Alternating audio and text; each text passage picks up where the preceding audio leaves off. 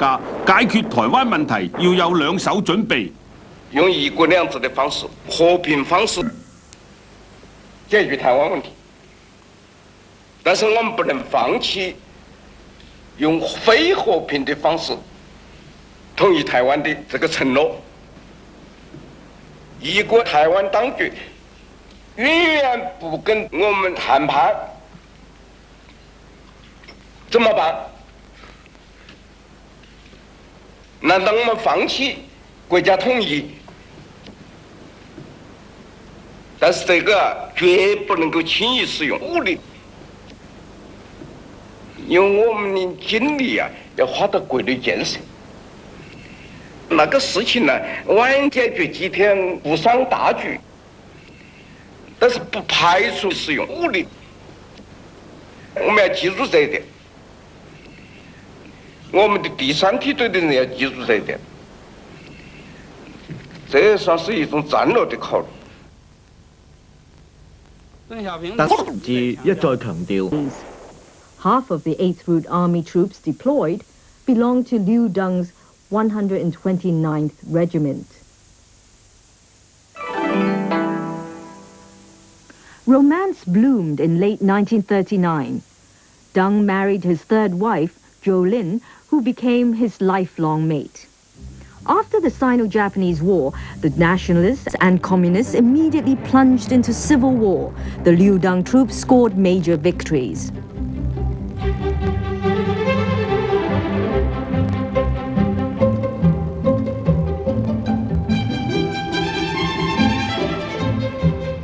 By this time, Deng Xiaoping was already one of the 8 secretaries of the 8 central administrative governments of the Chinese Communist Party.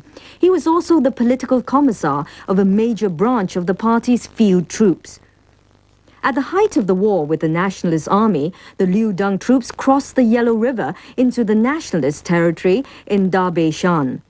In November 1948, they launched the Huaihai campaign. The Deng Army, together with Chen Yi's Eastern Field Army and local soldiers, combined into a 600,000-strong force. In 3 months, it destroyed a nationalist force of over 500,000 men. This clash of 1 million, along with 2 other battles, laid the foundation of the communist power over all of China.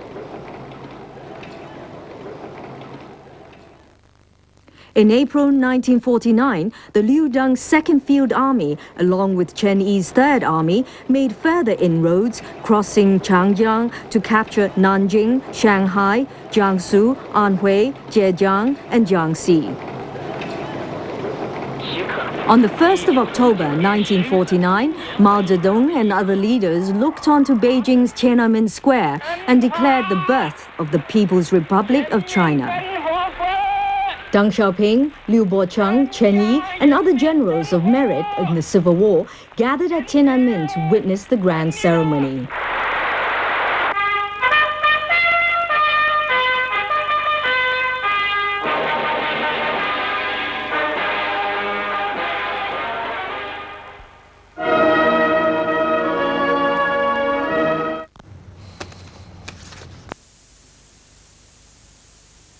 To Beijing to become Vice Premier of the Government Administrative Council and a Vice Director of the Finance and Economic Committee. He was also given the Foreign Affairs portfolio and later assumed the Finance Minister's post as well. In essence, he became a right-hand man of Zhou Enlai. At the time, many generals and marshals were being stripped of real power. Liu Bocheng became the president of Nanjing Military Academy. He Long served as director of the Sports Committee. Only Deng continued to rise in the hierarchy. While drafting the first constitution in 1954, Mao Zedong, Liu Shaoqi, and Zhou Enlai each chaired a committee. Deng was the only person who was involved in all 3 committees. It showed Deng's good relations with all the 3 top leaders. The same year, Deng began to take over central party duties and was made the Secretary General of the party and head of the organization department.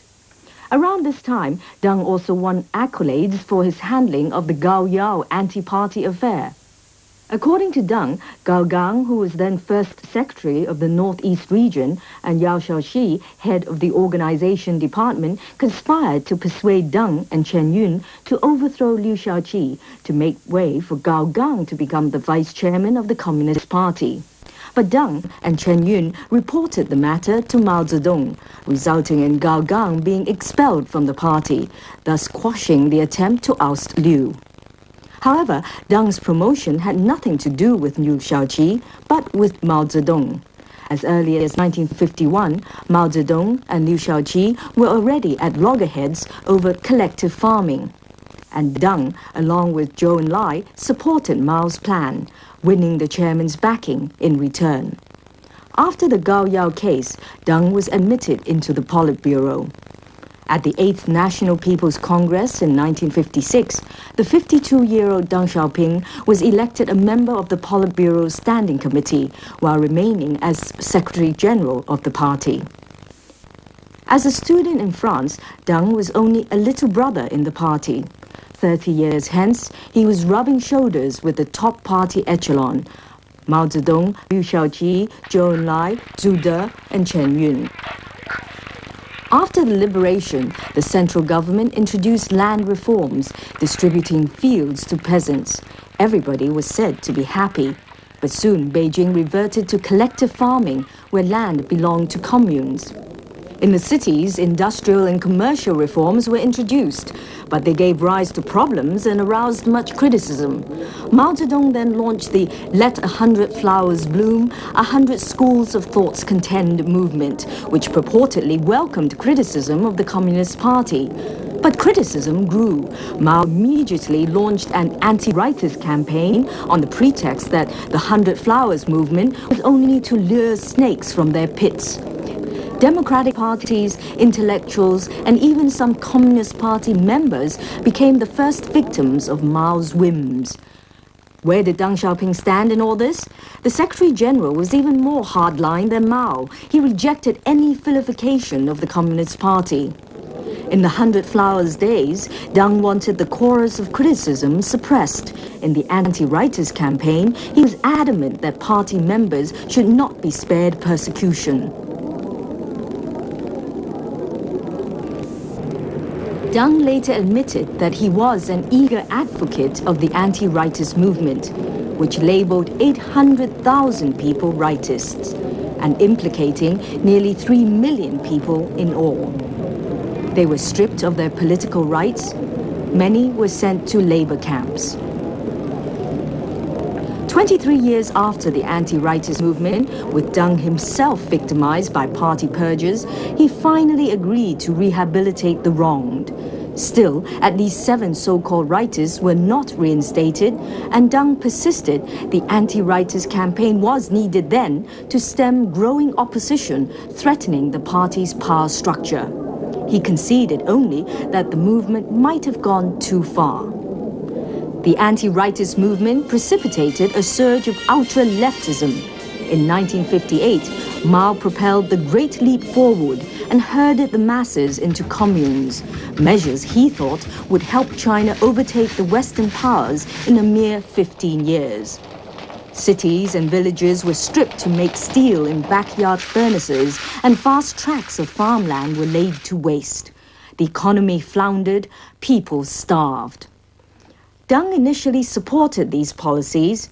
He criticized right-leaning opportunists in the party for failing to see the results of the Big Leap Forward. After the failure of these campaigns, Mao stepped down as chairman in December 1958 and retreated to the second line, leaving daily party and state duties to Liu Shaoqi, Zhou Enlai, and Deng Xiaoping. And the party began correcting Mao's rash advances. But in the Lushan Conference in 1958, Mao Zedong turned his back on his longtime friend Pang De-wei, unleashing another purge on rightist elements. Ultra-leftists regained the upper hand. At the same time, natural disasters struck China. The USSR cut off aid amid souring relations. The economy regressed. Famine claimed 10 million lives. The famine alerted Deng to the problems in Beijing's economic policies. He, along with Liu Shaoqi and Chen Yun, began to revive the country's economy, forsaking Mao's measures. Deng encouraged more initiatives from farmers and allowed them to keep a portion of their land and sell their produce in free markets. In fact, this was a reversion from collective farming to a type of contract farming. In industry, Deng encouraged pay commensurate with productivity and the closure of enterprises in the red.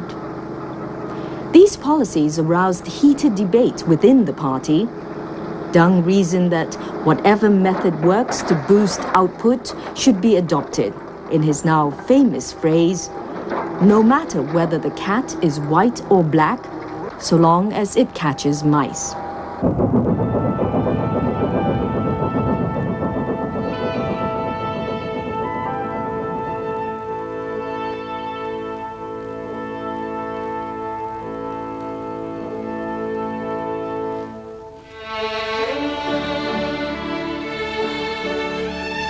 Deng did not consult Mao Zedong on these reforms, so he soon fell out of favor, another mark against him in Cultural Revolution.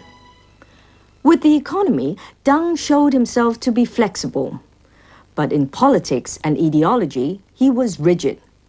As the Secretary General, he had a lot of dealings with communist parties from other countries.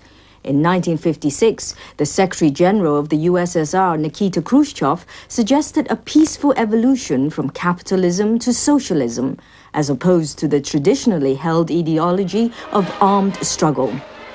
Sino-Soviet relations further deteriorated when Moscow unilaterally withdrew aid to Beijing. Eventually, the two allies were to become virtual enemies. Deng led several delegations to Moscow for talks with Khrushchev. To Mao, he was an anti-revisionist to be respected and even went to the airport to receive Deng back from his missions. Deng and Mao were equally ardent where communism and China's national independence were concerned.